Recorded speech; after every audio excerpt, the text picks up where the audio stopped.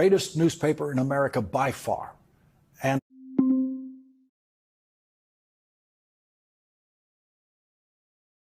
one of the greatest news. Well, the New York Times is lost. The New York Times is still the greatest newspaper in. Well, the New York Times is lost. The New York Times is still the greatest newspaper in America by far, and one of the greatest newspapers in the world. But tonight, the New York Times is lost. The New York Times has no idea how to cover the madness of Donald Trump. And so the New York Times ignores it. Just as the madness of King George III had to be ignored by the London Times in 1789.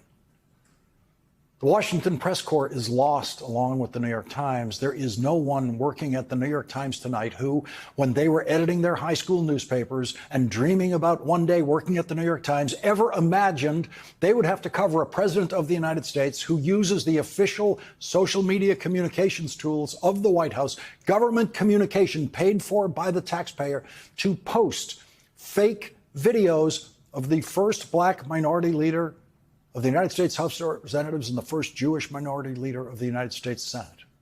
When they were working on their high school newspapers, they had no idea there would be a president of the United States who would post videos on a government-operated social media account that put fake words into Chuck Schumer's mouth, which AI makes sound exactly like Chuck Schumer, and that fake language in that video would be filled with Donald Trump-style profanity, language Chuck Schumer would never use in public, but language that the current president of the United States has shocked the world with repeatedly. Donald Trump is the first president of the United States who has been heard publicly and deliberately using profanity repeatedly, words that I can, but I will not use on this program, because as every adult is supposed to know, there are places where profanity is not appropriate. No one taught Donald Trump that. Who's going to bother to stop to talk about Donald Trump's use of profanity when he is sending troops into American cities, that he lies about being a war zone?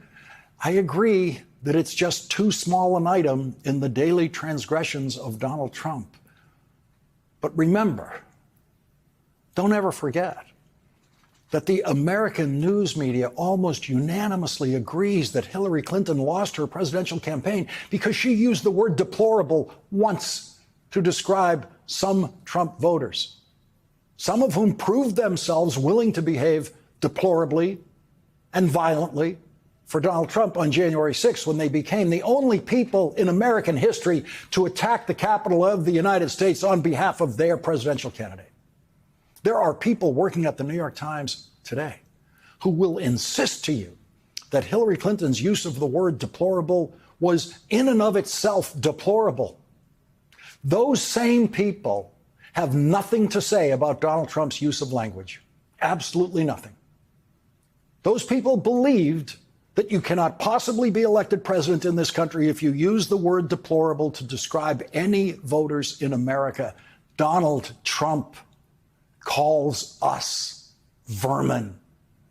Donald Trump got elected president calling American voters vermin if they didn't vote for him. Hitler's word, vermin. Donald Trump is now using fake AI sound of Chuck Schumer saying that all Democrats are pieces of crap. And of course, he doesn't use the word crap. I just cleaned that up. But all Democrats. All those wise pundits who've been telling you for years that Hillary Clinton couldn't possibly be elected in this country if she's going to use a word like deplorable in a political campaign referring to voters on the other side, can only make that argument now by completely ignoring every single thing Donald Trump has said publicly about voters who do not vote for him, every single thing he said.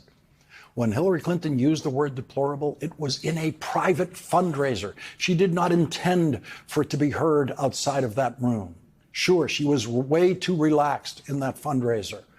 It's not the kind of thing she would have said publicly. But Donald Trump says deliberately and clearly into microphones for all the world to hear that all Democrats are lunatics. That's his word, lunatics. Donald Trump thinks 75 million Americans are lunatics for voting for Kamala Harris.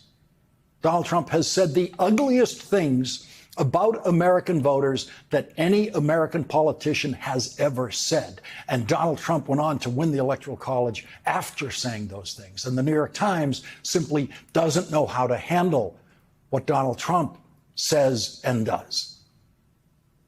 I don't know how to handle it either. I feel my way through the Trump mud every day. I don't confidently know what to ignore or what not to ignore. But I do know I have to think about it. I have to think about it all the time. I have to think about it every day. I have to face all of it. And I have to decide what aspects of the Trump poison we should examine in this hour that we have on this program.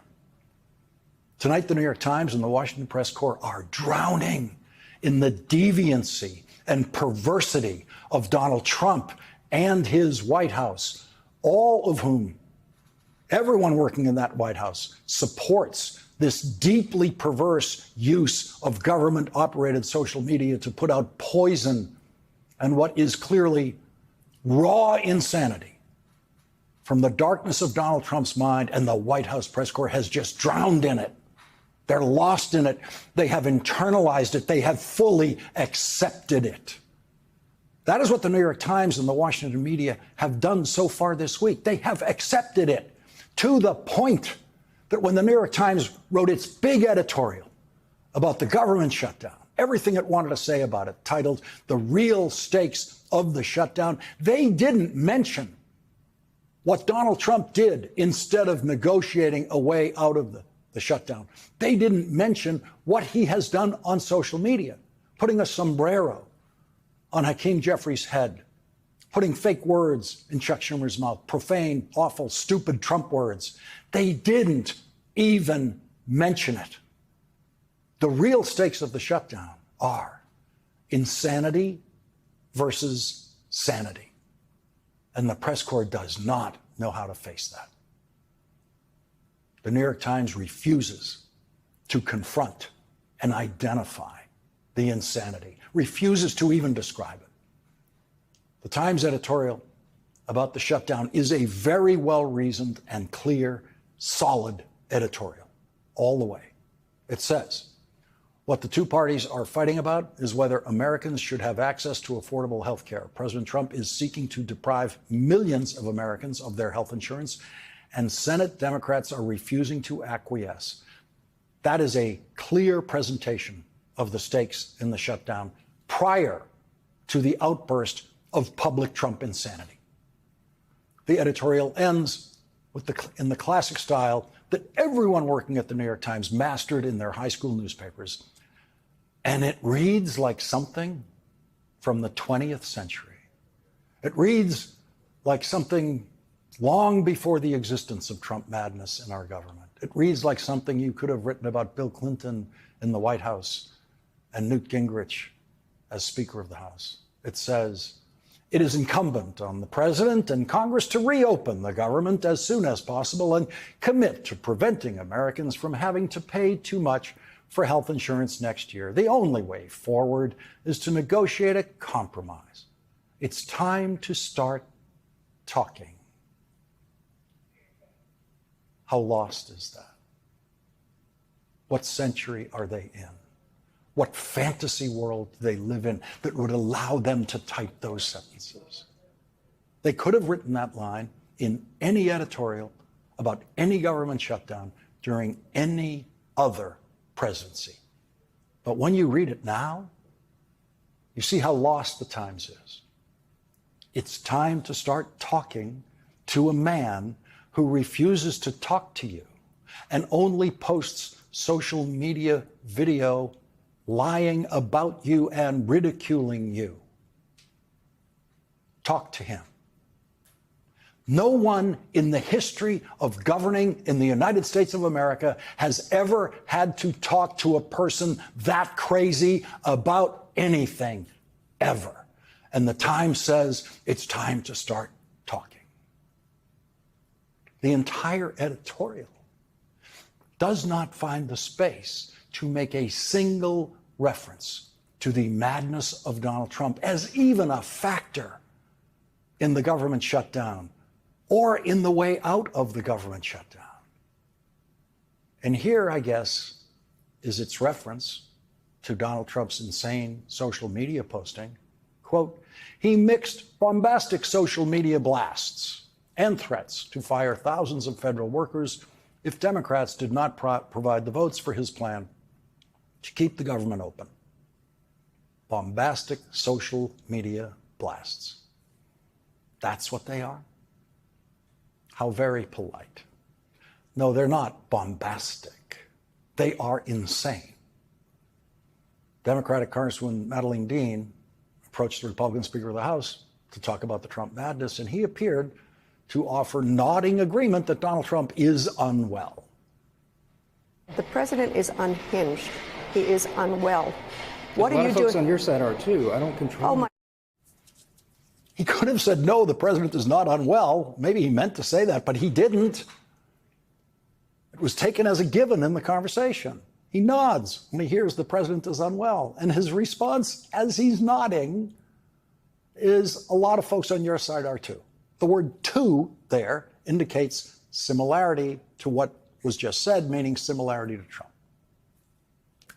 The plain language of that is the speaker, in effect, agreeing that Trump is unwell and simply saying that other people are unwell. That's the speaker's defense of Trump being unwell. He's not the only one. Of course, he is, but okay.